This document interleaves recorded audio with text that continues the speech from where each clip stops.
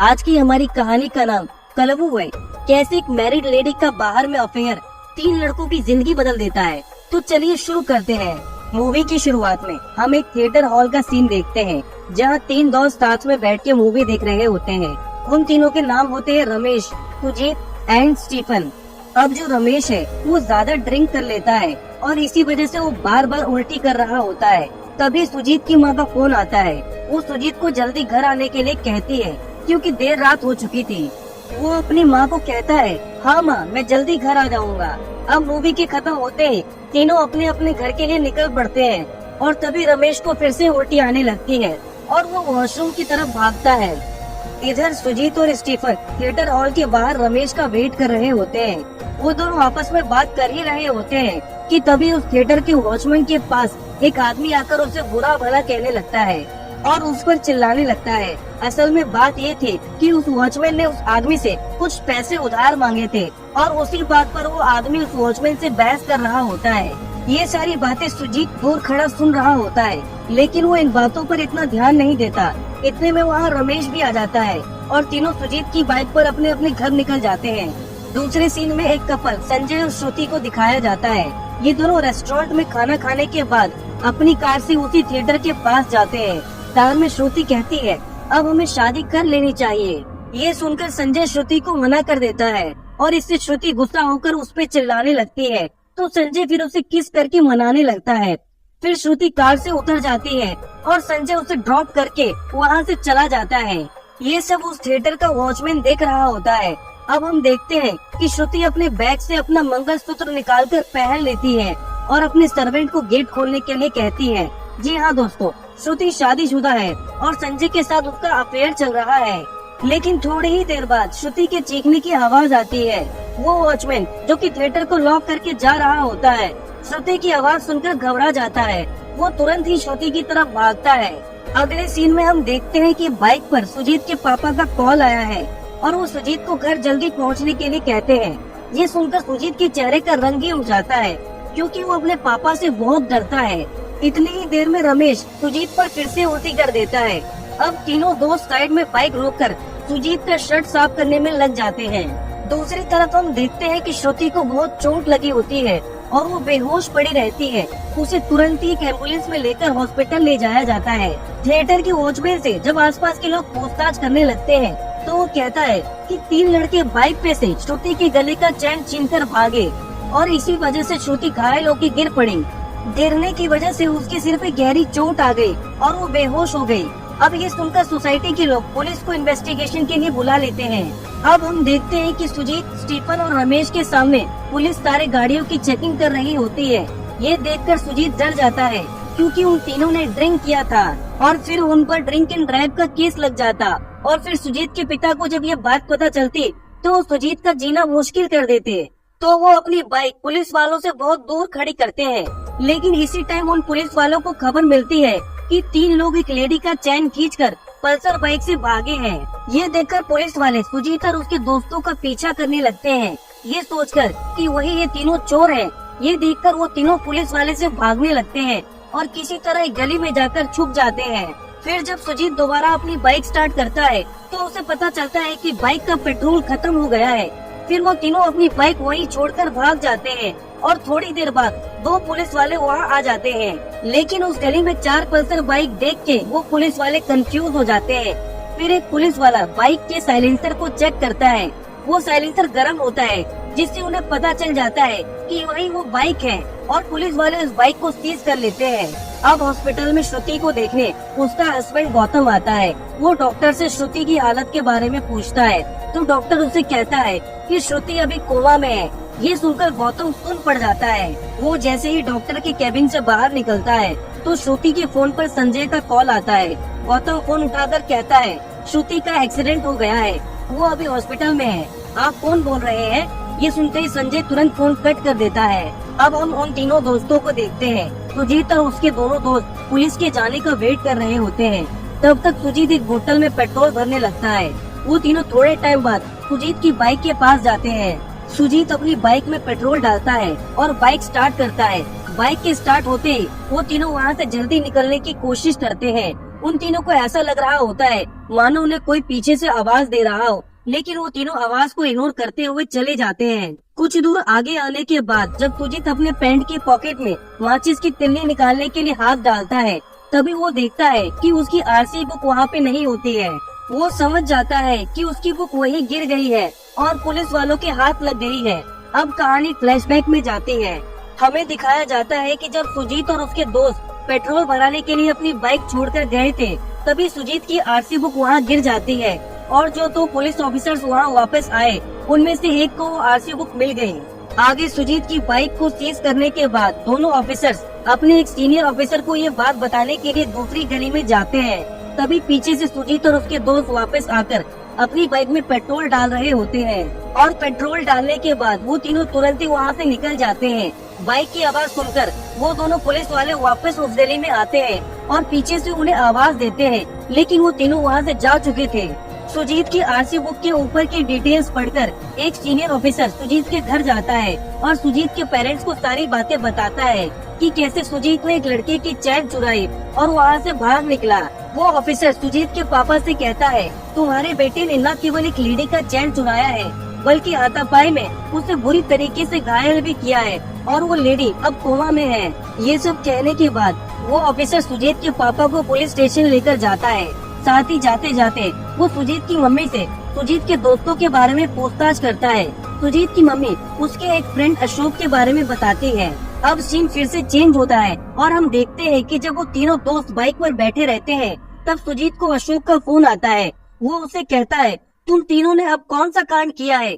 Police वाले मेरे घर आए थे और मुझसे तुम्हारे बारे में पूछताछ कर रहे थे।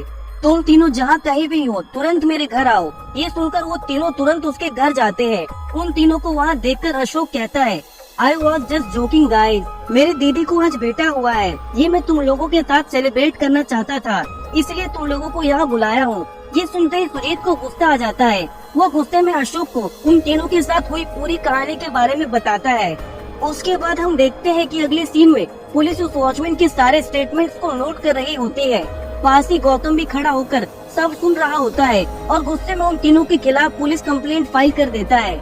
इधर हम देखते हैं कि अशोक को सचमुच पुलिस कॉल करके सुजीत और उसके दोनों दोस्तों के बारे में पूछती है, लेकिन ये बात सुजीत को एक प्रैंक लगती है और वो नहीं मानता है। इस पर अशोक कहता है, मैं इस बार सच कह रहा हूँ, मुझे पुलिस ने तुम तीनों से रिलेटेड बातें पूछने के लिए पुलिस स्टेशन बुलाया है। मैं वहाँ जाकर पहले सारा मामला पता करके आता हूँ। ये कहकर वो वहाँ से चला जाता है और सुजीत और रमेश और स्टीफन वहाँ बिल्कुल डरे और घबराए से हो जाते हैं। उनका दिमाग मानो सुन पड़ जाता है। सीन वापिस से उस वॉचमैन पर स्विच होता है। हम देखते हैं कि पुलिस के जाने के बाद गौतम उस वॉचमैन को कुछ पैसे देता है, क्योंकि वॉचमैन ने ही एम्बुलेंस को बुलाकर श्रुति को सही टाइम पे हॉस्पिटल पहुंचाया। ये देखकर वो वॉचमैन गौतम को अच्छा इंसान समझकर श्रुति की सारी सच्चाई बता देता है। श्रुति के अफेयर के बारे में जानने के बाद गौतम को बहुत गुस्सा आता है।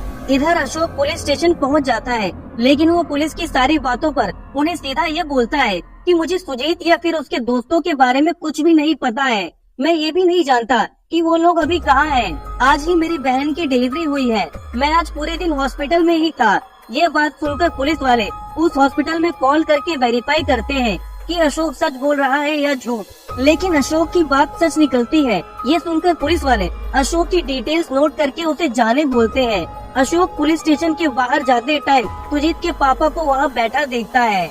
उसी टाइम सुजीत अशोक को कॉल कर देता है और अशोक जोर जोर से सुजीत को कहने लगता है कि तुम्हारे पापा यही पुलिस स्टेशन में बैठे हुए हैं, मामला बहुत सीरियस है। ये बात वो पुलिस ऑफिसर सुन लेता है। अब वो अशोक को 4-5 थप्पड़ लगाते हुए उसके हाथ से फोन छीनकर सुजीत को कहता है कि तुम्हारे पापा और तुम्हारा दोस्त तब तक इस पुलिस स्टेशन से बाहर नहीं जा सकते जब तक तुम तीनों यहाँ न आ जाओ। चुपचाप आधे घंटे के अंदर यहाँ पर आ जाओ। ये सुनकर सुजीत बिल्कुल घबरा जाता है। इधर हम देखते हैं कि गौतम श्रुति के फोन को अनलॉक करके उसमें श्रुति और संजय की कुछ प्राइवेट फोटोज देख लेता है।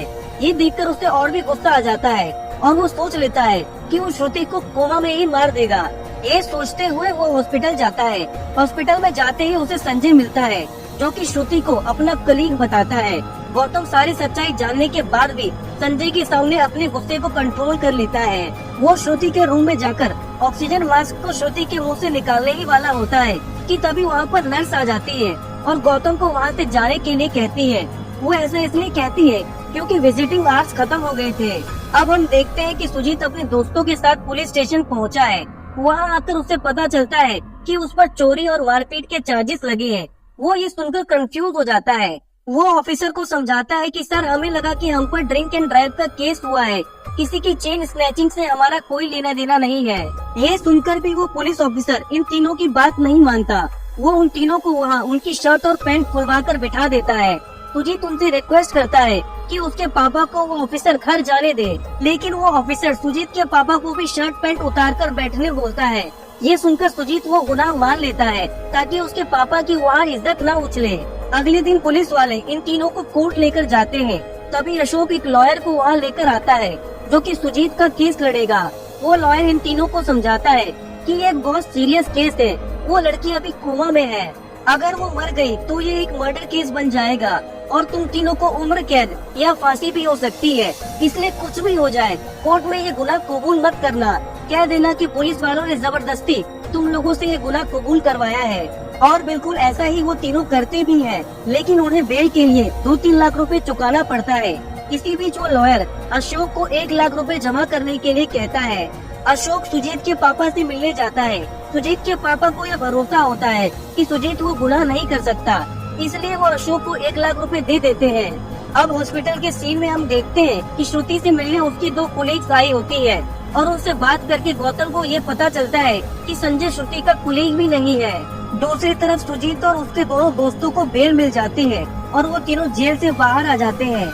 लेकिन फिर हम ये देखते हैं कि पुलिस वाले इन तीनों की बेल से एक रात पहले ये प्लान बनाते हैं कि कुछ हफ्तों पहले हुए एक चेन स्नैचिंग के केस में इन तीनों को फिर से फंसा देंगे। इससे उन पुलिस वालों को क्रेडिट मिलेगा। ये सुनकर सुजीत फिर से परेशान हो जाता है। अब उनका लॉयर सुजीत को उस बंदे के पास लेकर जाता है जिसने पहले वाले चेन स्नैचिंग का केस फाइल किया था। वहाँ पर वो लॉयर उस आदमी से रिक्वेस्ट करता है कि वो केस वापस ले ले, लेकिन वो लालची आदमी सुजीत से 3 लाख रुपए की डिमांड करता है। ये सुनकर वो दोनों वहाँ से निराश होकर लौट आते हैं। रास्ते में वो लॉयर सुजीत को ये समझाता है कि देखो, कैसे भी करके पैसे जमा कर लो, कम से कम ये केस तो रफा दफा हो जाएगा। उधर दूसरी तरफ संजय श्रुति के घर आता है क्योंकि उसे पता है कि श्रुति के फोन में उनकी प्राइवेट फोटोज है। वो किसी तरह गौतम को बातों में उलझाकर श्रुति का फोन ले लेता है और उसे अनलॉक करने की कोशिश करता है, लेकिन गौतम पहले ही श्रुति के फोन का पासवर्ड बदल चुका होता है। ये देखकर संजय वहाँ से लौट जाता है। फिर गौतम वापस से हॉस्पिटल जाता है ताकि श्रुति को मार सके, लेकिन जैसे ही वो ऑक्सीजन सिलेंडर में ऑक्सीजन लेवल को कम करने के लिए आगे बढ़ता है, उसी टाइम कैबिन का डोर खुलता है और वहाँ पर सुजीत आ जाता है। वो दरअसल अशोक की बहन को देखने आया होता है और उसे वहाँ पहुंचकर पता चलता है कि श्रुति भी इसी हॉस्पिटल में एडमिट है। ये सोचकर वो गौतम से बात करने के लिए जाता है ताकि वो केस वापस ले ले, लेकिन सुजीत को देखकर गौतम आग बबूला हो जाता है। वो उसे डांट कर वहाँ से जाने को कहता है। वो कहता है कि मैं किसी भी हालत में केस वापस नहीं लूंगा। ये सारी बातें सुजीत जाकर उस लॉयर को बताता है। तब वो लॉयर एक प्लान बनाता है। वो 3 लड़कों को ढूंढता है जो कि सुजीत और उसके दोनों दोस्तों की जगह उस गुनाह को मानेंगे और जो भी सजा होगी वो कबूल कर लेंगे। लेकिन फिर वो लॉयर इतना करने के लिए 10 लाख रुपए की डिमांड करता है। ये सुनकर सुजीत बिल्कुल डर जाता है। वो मायूस होकर घर लौट आता है। वो ये सोचता है, पहले उस आदमी ने 3 लाख रुपए डिमांड किए, अब ये लॉयर 10 लाख रुपए डिमांड कर रहा है। कहाँ से लाऊं मैं 13 लाख रुपए। इधर हम ये देखते हैं कि गौतम को पता लगता है कि वो गरीब वॉचमैन काफी कर्जों तले दबा हुआ है। तो इस पर गौतम उसे बुलाकर कहता है कि तुम्हारे सारे कर्जे मैं चुका दूंगा, बस तुम्हें मेरी बीवी को मारना होगा। ये सुनकर पहले तो वॉचमैन घबराकर मना कर देता है, लेकिन बाद में अपने घर की हालत देखकर वो दिल पर पत्थर रखकर हाँ कर देता है। अगले दिन वो वॉचमैन गौतम से एक जगह पर मिलता है जहाँ गौतम उसे 5 लाख के गहने देता है और श्रुति को कैसे मारना है ये भी बताता है। अब हम देखते हैं कि सुजीत को ये समझ आने लगता है कि इकलौता बस वो वॉचमैन ही है जो इस पूरे केस का आई विटनेस है। वो तब उस वॉचमैन के बारे में पता लगाता है, लेकिन उसे कुछ खास पता नहीं चलता। तो फिर वो उसके घर जाता है और उसकी बीवी से उसका नंबर मांगता है और फिर उसको कॉल करता है। जब सुजीत उस वॉचमैन को कॉल करता है तब वो गौतम के साथ ही होता है। अब सुजीत को गौतम पर भी शक होने लगता है। ऐसा इसलिए होता है क्योंकि जब सुजीत हॉस्पिटल में गौतम से मिलता है तो वो घबराया हुआ होता है, इसलिए सुजीत अब गौतम का पीछा करने लगता है। वो देखता है कि गौतम हॉस्पिटल न जाकर अपने डेली के काम करता रहता है। ये देखकर सुजीत का डाउट थोड़ा और बढ़ जाता है। तभी वो रमेश को कॉल करता है और उससे कहता है कि तुमने अशोक की बाइक उसे लौटाई कि नहीं। तो इस पर रमेश इनकार कर देता है कि अभी वो बाइक लौटाने ही जा रहा है। रमेश बाइक खड़ी करके साइड में टॉयलेट कर रहा होता है कि तभी 3 चोर अशोक की बाइक चुराकर भागने लगते हैं। ये बात रमेश तुरंत ही सुजीत को बताता है। सुजीत उसके पास जाने लगता है, लेकिन उसे रास्ते में ही अशोक की बाइक दिखती है। वो तुरंत उन तीनों का पीछा करने लगता है। उधर हम देखते हैं कि वो वॉचमैन एक डॉक्टर की ड्रेस में श्रुति के कैबिन में जाता है और गौतम उस कैबिन के बाहर खड़ा होता है। फाइनली वो वॉचमैन श्रुति को मार देता है और उसके ऐसा करते ही गौतम अंदर आ जाता है और उसे पकड़वा देता है। उस वॉचमैन को पुलिस लेकर चली जाती है। दूसरी तरफ वो तीनों चोर जब अशोक की बाइक चुराकर भाग रहे होते हैं तो उन्हें एक लड़की दिखाई देती है और वो उस लड़की के गले से चैन छीन लेते हैं। लेकिन मौके पर सुजीत भी वहाँ आ जाता है और तीनों को पीटता हुआ पुलिस स्टेशन लेकर जाता है। पुलिस स्टेशन पहुंचकर सुजीत को पता चलता है कि श्रुति की मौत हो गई है। अब वो पुलिस ऑफिसर कहता है कि जिस केस को तुम क्लोज करवाना चाहते थे वो क्लोज हो ही गया, लेकिन तुम्हें अब मर्डर की सजा होकर रहेगी क्योंकि वो लड़की मर चुकी है। ये सुनकर सुजीत बिल्कुल पागल सा हो जाता है। अब कुछ ही टाइम बाद उसके सारे फ्रेंड्स और वो लॉयर भी वहाँ आ जाते हैं। तभी गौतम को भी पुलिस स्टेशन बुलाया जाता है। वो लॉयर और गौतम पुलिस स्टेशन के अंदर जाते हैं और फिर बाहर आकर वो लॉयर बताता है कि गौतम ने केस वापस ले लिया है। यहाँ पर स्टोरी का ट्विस्ट दिखाया जाता है। असल में उस वॉचमैन को गौतम ने बोल रखा था कि वो अपना डिफेंस किए बिना जेल चला जाए। बाद में वो उस वॉचमैन को बेल पर निकाल लेगा। फिर हमें पता चलता है कि असल में श्रुति की चेन स्नैचिंग उन तीनों लड़कों ने ही की थी जिन्होंने अशोक की बाइक चुराई थी और उन्हें ये सब करने के लिए संजय ने ही कहा था क्योंकि वो श्रुति से शादी नहीं करना चाहता था। इधर गौतम उस वॉचमैन को कहता है कि जब वो पकड़ा जाए तो सीधे संजय का नाम ले ले। ऐसे में सारा ब्लेम फाइनली संजय पर आ जाएगा। लेकिन ये संजय है कहाँ? इसके बाद एक छोटा सा फ्लैशबैक दिखाया जाता है जिसमें हम देखते हैं कि गौतम ने संजय को मारकर दफना दिया है। ऐसा करने से गौतम के अंदर भरा हुआ बदला भी पूरा हो जाता है और जिसकी असल में गलती होती है उसे सजा भी मिल जाती है। और इसी के साथ हमारी कहानी होती है खत्म। अगर आपको ये एक्सप्लेनेशन अच्छा लगा तो प्लीज लाइक कीजिए। कोई इशू लगा तो कमेंट करके जरूर फीडबैक दीजिए।